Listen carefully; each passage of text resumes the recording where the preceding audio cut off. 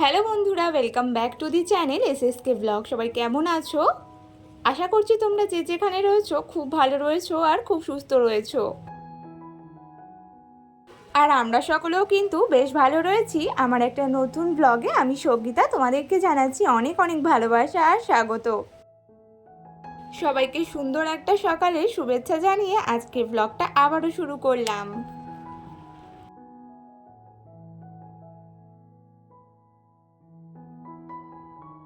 এদিকে মা দেখো সকালবেলা তোড়জোড় লাগিয়ে দিয়েছে সবজি টবজি কাটার। আসলে আজকে হলো ভাইয়ের আমার জন্মদিন, তো সেক্ষেত্রে আজকে কিন্তু বাড়িতে একটু স্পেশাল জিনিসই রান্না বান্না হবে।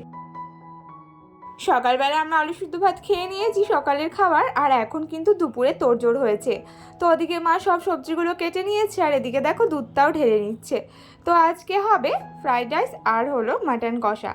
তো সেক্ষেত্রে এখানে পায়েসও হবে যেহেতু জন্মদিন, আর বাঙালি বাড়িতে ওই যে জন্মদিনের দিন পায়েসটা না হলে হয়। তো সেক্ষেত্রে দেখো মা এখন দুধগুলো সব ঢেলে নিচ্ছে আর পায়েসটাও বসিয়ে দেবে। তো এখানে বেশ অনেকগুলো প্যাকেটই দুধ ঢালা হয়েছে, দেখতেই পারছো হাঁড়ি একদম উঁচু উঁচু হয়েই গেছে প্রায়। তো তারপরে আমি এসেছি দেখো এখন ফ্রিজটা পরিষ্কার করতে। দেখো আমি তখন বলতে পারলাম না দুধের মানে পরিমাপটা, কারণ আমি ঠিক তখন ছিলাম না। তো মা যেহেতু দুধ ঢালছিল আমি ভাবলাম চলো তোমাদেরকে একটু দেখিয়ে দিই আর কি, সেই কারণে। তো সেই কারণে আর পরিমাপটা বলতে পারিনি। আর সত্যি কথা বলতে মাটনটা আমি এখনও ঠিকমতো করতে পারি না, তো সে কারণে হচ্ছে মাই করবে। তো এদিকে আমি ভাবলাম যে ঠিক আছে, তাহলে মা যখন রান্না বান্না করছে তাহলে আমি ফ্রিজটা পরিষ্কার করে দিই। তো এতদিন ফ্রিজ কেনা হয়েছে আমরা জানো তো কেউ এই ইয়েগুলো খুলতে পারছিলাম না, মানে এই যে র্যাকগুলো যেগুলো আছে ওগুলো আর খুলতে পারছিলাম না। তো ফাইনালি আমরা আজকে খুলতে মানে আমি খুলতে পেরেছি, দিয়ে এখন ফ্রিজটাকে সুন্দর করে ডিপ ক্লিনিং যেটাকে বলে ওটাকে করে নিলাম।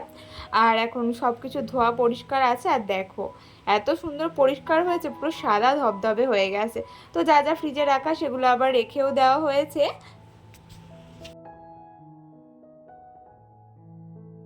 আর এদিকে 3টে বোতলও রেখে দিলাম আর কি, এখন তো অত গরম নেই তবু ওই যে লাগে তো মাঝে মাঝে সেই কারণে। তো এখানে দেখো মার মাংস বানানো হয়ে গেছে। সত্যি কথা বলতে এগুলো মায়ের হাতেরই ভালো লাগে আমার, আমি অত রিস্ক নিতেও যাইনি। তো এদিকে দেখো পনির দিয়ে আজকে হবে ফ্রাইড রাইস। তো এখানে কাজু কিশমিশ তারপরে পনির তারপরে গাজর মিক্স তো ওই যে দেখলে সকালবেলায় কাটা হয়েছে। ক্যাপসিকামটা আসলে এই বাজারে পাওয়া হয়নি, আর তোমার দাদাভাইয়ের একটু শরীরও খারাপ সেই কারণে ওই ক্যান্টিন বাজারে আর যাওয়াও হয়নি, আর ক্যাপসিকামটা পাইওনি জানো তো। তো দেখো এখানে শুধুমাত্র গাজর বিনস আর ওই যে পনির আর দেওয়া হবে কাজু কিশমিশ। তো সেই কারণে দেখো প্রথমে সবজিগুলো ভেজে নিচ্ছে, আর মা কিন্তু প্রথমে সাদা তেলেই ভেজে নেয়, তারপরে লাস্টে একবারে যখন বিরিয়ানির মতো করে মানে লেয়ার বাই লেয়ার দেয় তেমন করে দিয়ে দেয়, কারণ অত বড় কড়াই তো মানে সমস্যা হয়, কারণ চাল ভেঙে যাওয়ার ভয় থাকে। তবে এভাবে করলেও কিন্তু একেবারে বিরিয়ানির মতোই টেস্ট আসে, তোমরাও চাইলে ট্রাই করতে পারো, তোমাদের সবটা প্রসেসই দেখাবো।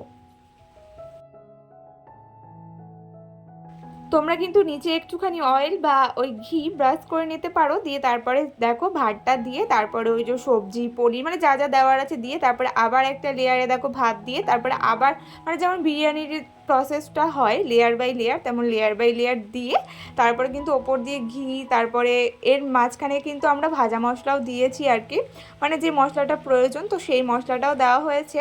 তো সেক্ষেত্রে পুরো ফ্রাইড রাইসের মতোই হলেও টেস্টটা আসে। যারা একেবারে ওরমভাবে বানাতে পারো না আর কি, তো তারা এভাবে চেষ্টা করবে, দেখবে একদম পুরো দোকানের মতোই টেস্ট আসবে। আর অনেকে কিন্তু সসও ব্যবহার করে নানান ধরনের, তো ওটা আমাদের জানা নেই বলে আমি আর দিইনি আর রিক্সও নিইনি। তো এভাবেই খেতে কিন্তু বেশ ভালো লাগে। আর পনিরটা দিলে টেস্টটা তো বেড়েই যায় আর কি। তো এখানে স্বাদ মতো নুন আর ওই যে ওই মশলাটা ওটা দেওয়া হয়েছে। ও আমার এখন মনে নেই কী মশলা দিয়েছে, তোমরা যদি জানতে চাও বলো আমাকে, আমি মাকে জিজ্ঞেস করে তোমাদেরকে জানিয়ে দেবো।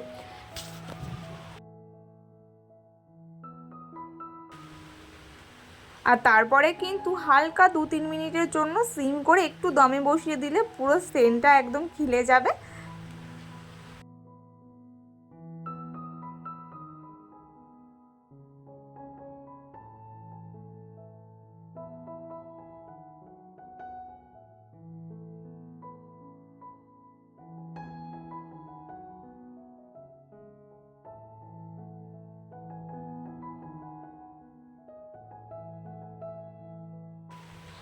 তো চলো, এটা হলো আমাদের বিরিয়ানির ফাইনাল লুক। তো চলো খুলে দেখানো যাক। ওই দেখো ওপরে কিন্তু ঘিও দেওয়া হয়েছে, শুধুমাত্র যখন নামানো হবে তখন একটুখানি নাড়িয়ে চাড়িয়ে দিলেই হয়ে যাবে। তো একদম ঝুরঝুরে একদম ভাত হয়েছে। আর এখন চলে এসেছি ওই যে প্লেট বার করব। তো এই যে এই স্পেশাল স্পেশাল জিনিস বানালে আমি কিন্তু ওই প্লেটেই বলি, বা প্লেটেই দাও আর কি। তো সেই কারণে এই যে এখন আমি প্লেটটা বার করে নিচ্ছি। প্লেটটা বার করে এখন ধুয়ে ঠুয়ে পরিষ্কার করে দেবো, তারপরে মা হলো খেতে দেবে। আর আমরা কিন্তু এর মধ্যে স্নান টান করে সবাই চলেও এসেছি।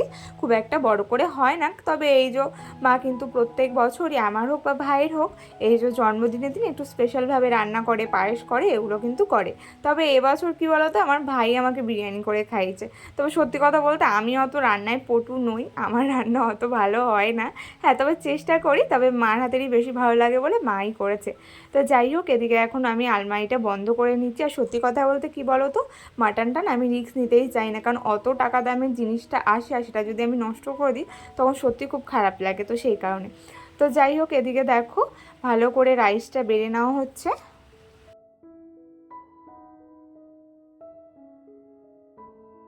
আর এইসব খাবার দাবার একটু সাজিয়ে গুছিয়ে না খেলে দেখবে তৃপ্তি আসে না, সেটাই।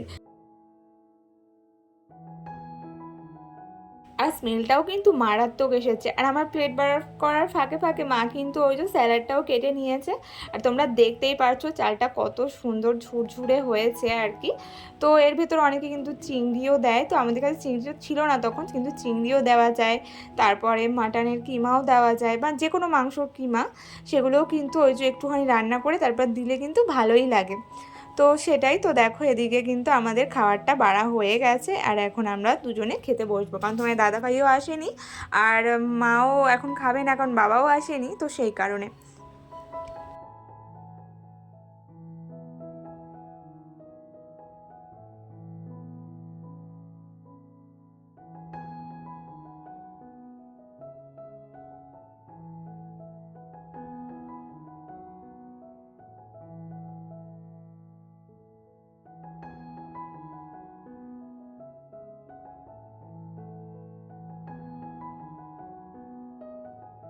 তো এদিকে দেখো সুন্দর করে খাবারটা বাড়া হয়ে গেছে। আর প্রথমে জন্মদিন যার তাকেই দেওয়া হয়েছে আর কি, এই যে ভাই।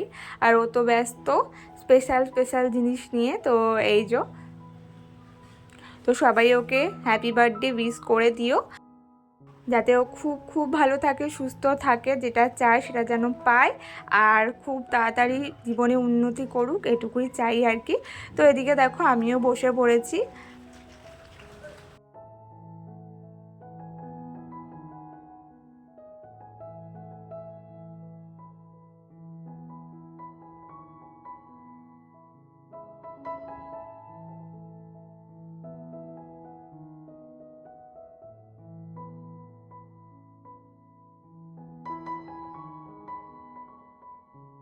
এত কিছুর মাঝেও একটাই খারাপ লাগছে, কারণ তোমার দাদাভাইয়ের শরীরটা সত্যি খুব খারাপ। তারপরে সন্ধেবেলা ডাক্তারখানায় এসেছিলাম তোমার দাদাভাইয়ের সাথে, আসলে ওকে দেখানোর ছিল। তো এদিকে তোমার দাদাভাই এখন ওষুধটা কিনে নিচ্ছিল। ডাক্তার দেখানো হয়ে গেছে, দিয়ে আমরা এখন একটু ওই যে কেনাকাটা ছিল আর কি, আমাদের নেমন্তন্ন আছে। তো তোমাদের আগের দিন বলেছিলাম যে একজন মারা গেছে, তো সেখানেই যাওয়ার আছে। তো ওই দাদাভাইয়ের জন্য একটা জামা বা গেঞ্জি সেটা কিনতে হবে। তো চলো দোকানে যাই আগে, তারপরে গিয়ে কিনে নেব। আর এই যে তোমরা এই ক্লিপটা দেখছো, এটা কিন্তু আমার পরের দিনে, কারণ তারপর দিন আর সারাদিন ভিডিও করতে ইচ্ছে করেনি, কারণ ওই যে তোমার দাদাভাইয়ের ওষুধ খেয়েও ঠিক হচ্ছিল না, সেই কারণে। আর তখন যে যাচ্ছিলাম তখনও তোমার দাদাভাইয়ের শরীরটা খারাপ, কারণ কি আর বলবো, ওর ছিলই না, এতই অসুবিধা হচ্ছিল। এরকম সবসময় আর কি হয় না, তবে হঠাৎ করে হলো, তো সেই কারণে একটা টেনশন থাকে। আর তোমাদের সাথে অনেক আগে বলেছিলাম তোমাদেরকে যে তোমার দাদাভাই পেটে একটু সমস্যাও রয়েছে, সেক্ষেত্রে একটু ভয় লাগে, কারণ পেটে কিছু হলে আমার সত্যি খুব ভয় লাগে ওর। তো সেটা নিয়ে একটু টেনশানে ছিলাম আর কি। তো এদিকে দেখো গেঞ্জিই নেব। তো এই যে হলুদ কালারের গেঞ্জিটা দেখছো, প্রথমে যেটা দিল সেই গেঞ্জিটাই আমরা নেব। প্রথমে কনফিউশন ছিল যে এই আকাশিটা নেবো না হলুদটা নেবো, তারপরে হলুদটাই নিলাম আর কি। তো দুটো হলুদ বার করেছি, প্রথমের হলুদটাই নিয়েছি আর কি।